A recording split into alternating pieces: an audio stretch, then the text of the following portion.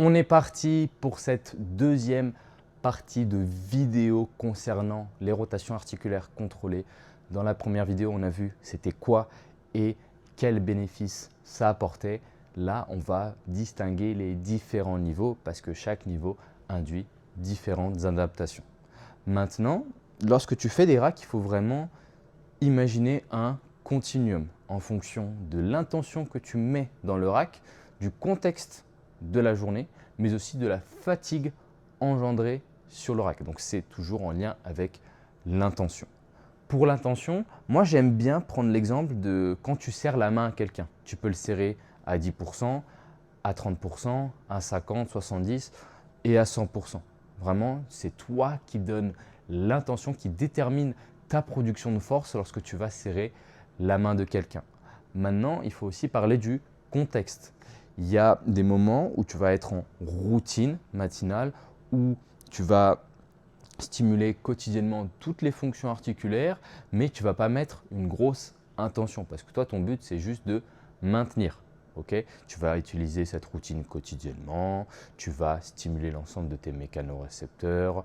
Le but n'est pas d'engendrer de fatigue particulière, c'est vraiment dans un but de maintenance. Alors que si on est plutôt dans un contexte d'entraînement, on va chercher à développer et à renforcer. Okay, et par rapport à la fatigue engendrée, comme je l'ai dit, tout dépend de l'intention. Si tu es dans un but d'entraînement, tu vas venir avoir une grosse intention, une grosse production de force, une vitesse très très lente dans le mouvement qui va faire que tu vas engendrer énormément de fatigue par rapport à une routine matinale. En premier lieu, on a les racks de niveau 1. Ils servent surtout à la découverte du mouvement et c'est ce que tu vas utiliser si tu es initié à la mobilité ou si tu connais des gens qui sont initiés à la mobilité. Le but, c'est la phase de découverte. Pour moi, ils sont utilisables quotidiennement dans une routine matinale. Tu peux les utiliser quand tu te réveilles, tu peux les utiliser lors de ta pause pendant des blocs de travail, à n'importe quel moment de la journée. Parce qu'en fait, vu que c'est à une basse intensité, toi, ton but, c'est vraiment que de maintenir. Toi, ton but, c'est que d'apporter de l'afflux sanguin, des nutriments, bouger un petit peu, ça peut faire du bien. Pour moi, il faut l'utiliser très très souvent. C'est ce que j'avais dit par rapport à la précédente vidéo, brossage de dents articulaires, on est pleinement dedans, routine quotidienne matinale. Maintenant, quand tu veux l'utiliser dans un but de préparation à quelque chose, moi j'aime bien utiliser cette routine-là aussi à l'échauffement quand je vais faire par exemple une activité physique sportive ou une activité physique quotidienne. Par exemple, j'ai du jardinage, j'ai du bricolage, je fais du foot, je fais du basket, du volleyball, n'importe quoi.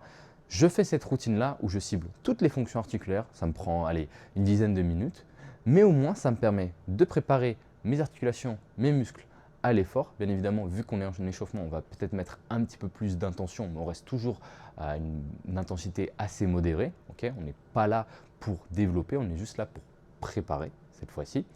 Et tu l'utilises juste avant tes gammes spécifiques sur le basket, sur le foot, et ensuite tu peux partir directement sur ton activité. C'est ça qui est génial avec les racks, vu que tu stimules tout, tu es prêt et tu peux clairement partir sur l'activité quotidienne physique que tu veux effectuer. Et pour finir sur l'utilité des racks de niveau 1, et ça me permettra de faire la transition sur les racks de niveau 2, c'est qu'on va les utiliser comme outils d'évaluation. Les outils d'évaluation, c'est quoi? C'est qu'en fait, on va observer ce qui peut être déficitaire, ce qui peut compenser dans le mouvement pour justement venir bloquer ces compensations à l'entraînement pour venir gagner en variabilité et en dissociation de mouvement sur des racks de niveau 2.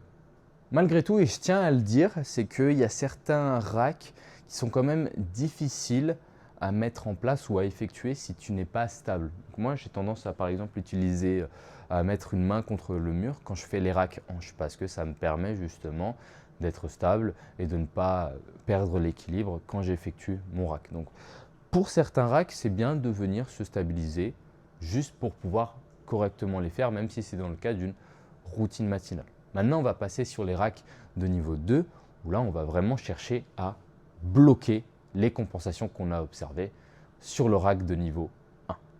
Pour les racks de niveau 2, comme je l'ai dit, on vient bloquer les compensations pour gagner en variabilité et en dissociation du mouvement en ciblant spécifiquement les zones qui posent problème. Donc dans ce cas-là, vu qu'on va se placer ou on va se bloquer via un objet, l'intention et la production de force sera déjà plus importante parce que vu qu'on veut vraiment se concentrer sur une zone précise, on va être plus lent. Et qui dit plus lent dit plus de production de force. C'est par rapport à la relation force-vitesse. Plus tu es fort, moins tu produis de vitesse et inversement. Plus tu produis de vitesse, moins tu produis de force. Donc là, l'intention passe sur un cap supérieur et ces genres de racks de niveau 2, tu vas les utiliser à l'échauffement dans ta séance pour venir justement renforcer des zones bien spécifiques qui posent problème.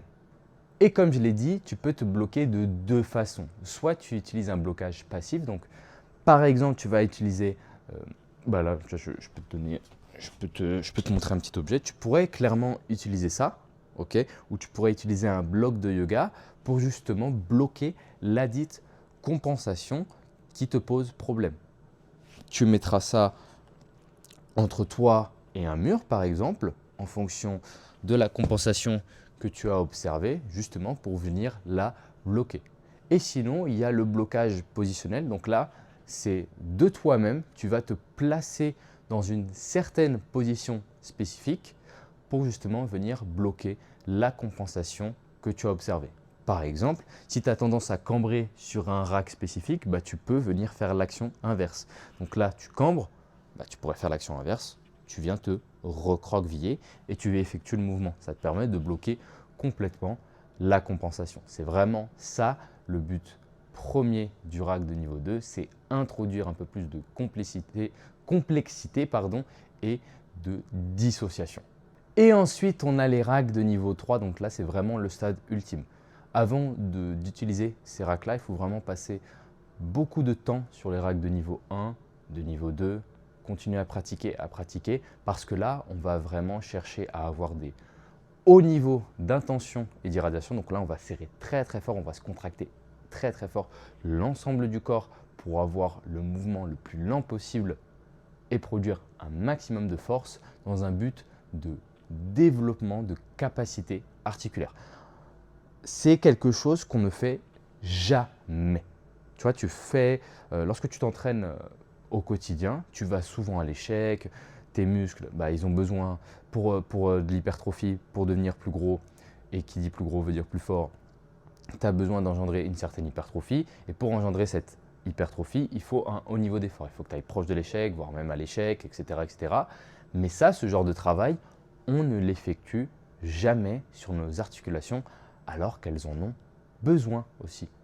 Donc la petite particularité des racks de niveau 3, c'est qu'on va se placer sur un mouvement global.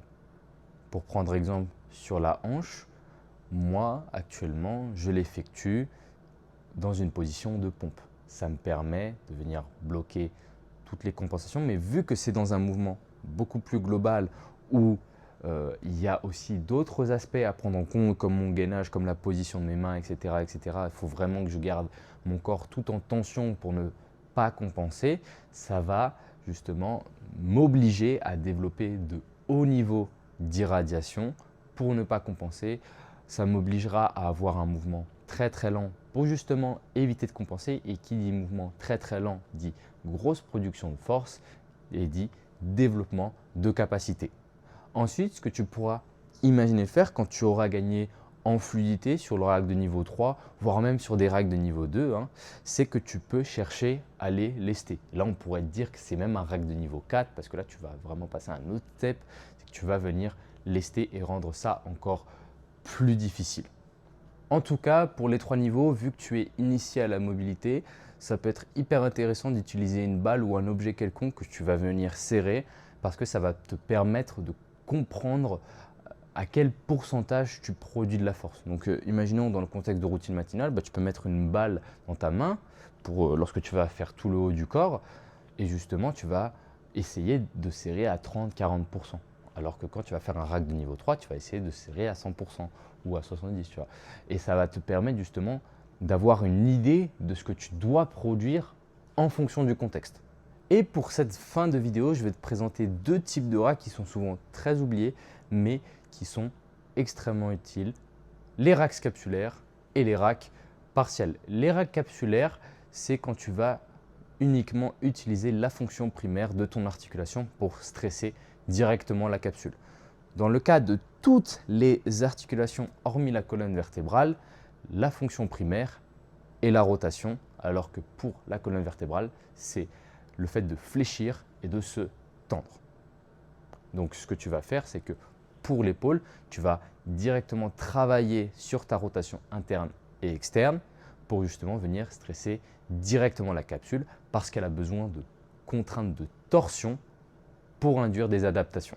Et pour finir, on a les racks partiels. Comme je l'avais expliqué dans la précédente vidéo, tu peux clairement utiliser ces racks partiels dans un contexte de réhab ou dans un contexte où tu veux stimuler ce à quoi tu as accès dans des amplitudes extrêmement limitées parce que tu t'es blessé.